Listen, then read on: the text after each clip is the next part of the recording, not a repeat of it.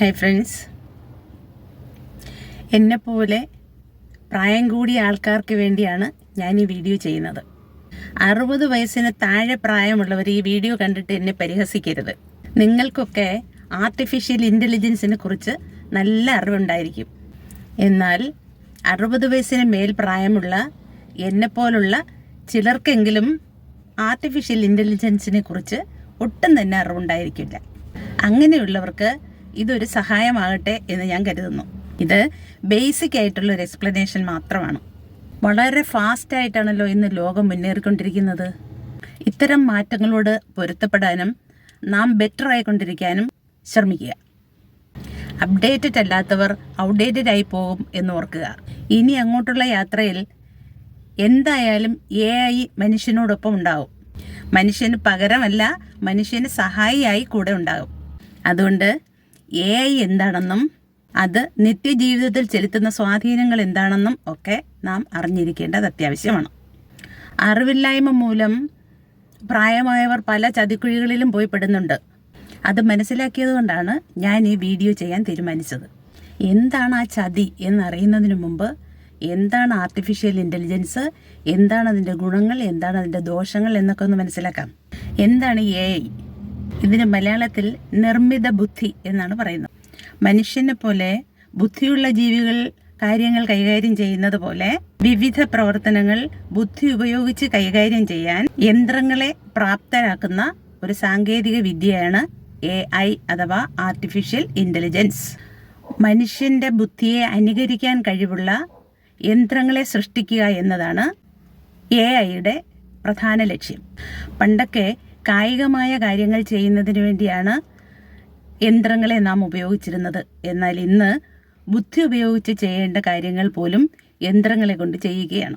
അതിനുവേണ്ടി നാം മെഷീനുകളെ പലതും പഠിപ്പിക്കേണ്ടതായിട്ടുണ്ട്. സ്വയമേ ചിന്തിക്കാനും വിശകലനം ചെയ്യാനും അവസാനം തീരുമാനങ്ങൾ എടുക്കാനുമൊക്കെ നാം കമ്പ്യൂട്ടറിനെ പഠിപ്പിക്കണം. AIയിലൂടെ യന്ത്രങ്ങൾക്ക് അനുഭവങ്ങളിലൂടെ പാഠങ്ങൾ ഉൾക്കൊള്ളാനും സ്വയം തീരുമാനങ്ങൾ എടുക്കാനും പ്രശ്നങ്ങൾക്ക് പരിഹാരം കണ്ടെത്താനുമുള്ള കഴിവ് ലഭിക്കുന്നു. ഏതെങ്കിലും ഒരു തരത്തിലുള്ള ജോലികൾ ചെയ്യുന്നതിന് വേണ്ടി മാത്രമുള്ള യന്ത്രങ്ങളുമുണ്ട്. മനുഷ്യനെ പോലെ ഒരുപാട് കാര്യങ്ങൾ ഒരുമിച്ച് ചെയ്യാൻ കഴിവുള്ള യന്ത്രങ്ങളുമുണ്ട്. അതിനെക്കുറിച്ചൊന്നും ഞാൻ കൂടുതൽ വിശദീകരിക്കുന്നില്ല. മറ്റേതൊരു ആശയത്തെയും നവീകരണത്തെയും പോലെ നിർമ്മിത ബുദ്ധിക്കും അതിൻ്റെതായ ഗുണങ്ങളും ദോഷങ്ങളും ഉണ്ട്. ആദ്യം ചില ഗുണങ്ങളെക്കുറിച്ച് പറയാം. ഒന്ന്, high accuracy with less errors.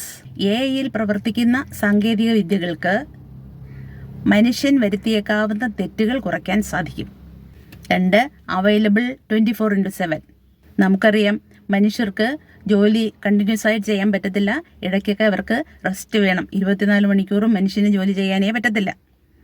എന്നാൽ AI നിർമ്മിത കമ്പ്യൂട്ടറുകൾക്ക് റെസ്റ്റ് വേണ്ട. വിശ്രമമില്ലാതെ പ്രവർത്തിക്കുന്നതിനാൽ മുഴുവൻ സമയവും ഇത്തരം സാങ്കേതിക വിദ്യകളുടെ പ്രവർത്തനം ലഭ്യമാകും.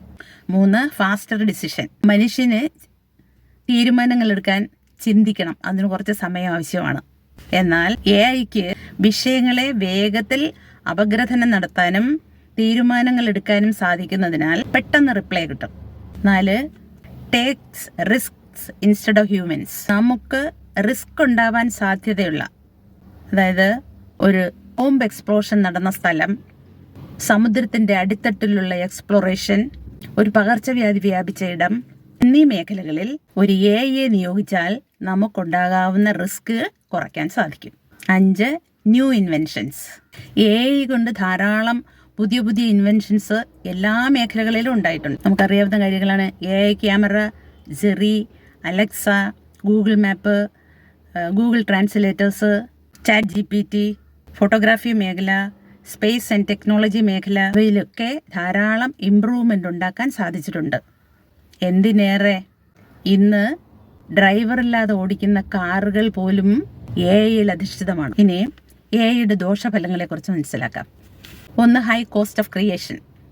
AI മെഷീനുകളുടെ നിർമ്മാണത്തിനും അപ്ഡേഷൻ, റിപ്പയറിംഗ്, മെയിൻ്റനൻസ് മുതലായവയ്ക്കും വലിയ തുകകൾ ചിലവഴിക്കേണ്ടതായിട്ടുണ്ട്. 2, ലേസിനെസ് ഓഫ് ഹ്യൂമൻ. പല വിഷയങ്ങളിലും അമിതമായ ആശ്രയത്വം പല ഗുരുതരമായ പ്രശ്നങ്ങൾക്കും ഇടയാക്കും. ഇന്ന് നമുക്കറിയാം, കുട്ടികൾ പോലും അവരുടെ ഹോംവർക്ക് സെമിനാറ്, അസൈൻമെൻറ്റ് മുതലായവ ചെയ്യുന്നതിന് വേണ്ടി ChatGPT ആണ് ആശ്രയിക്കാറുള്ളത്. ഇതുമൂലം മനുഷ്യൻ്റെ ഉത്സാഹം കുറയും, മടി കൂടും. 3. No original creativity.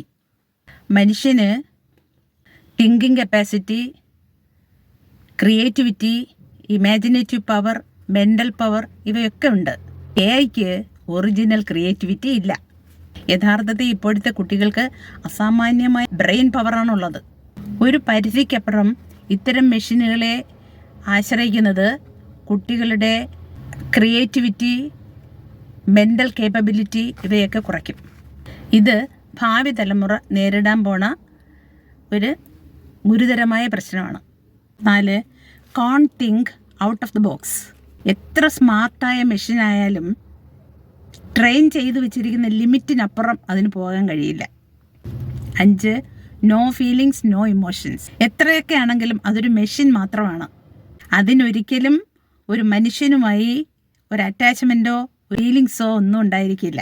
Proper maintenance കൊടുക്കാതിരുന്നാൽ അത് ചിലപ്പോൾ മനുഷ്യന് ദോഷകരമായി ബാധിച്ചെന്നും ഇരിക്കും. അടുത്തതായി പറയാനുള്ളത് ഡേഞ്ചറസ് യൂസ് ഓഫ് AI. AI-യുടെ അപകട സാധ്യതകളെക്കുറിച്ചാണ്. ഈ പോയിൻ്റാണ് എനിക്ക് മുതിർന്നവരോട് വ്യക്തമായി പറയാനുള്ളത്.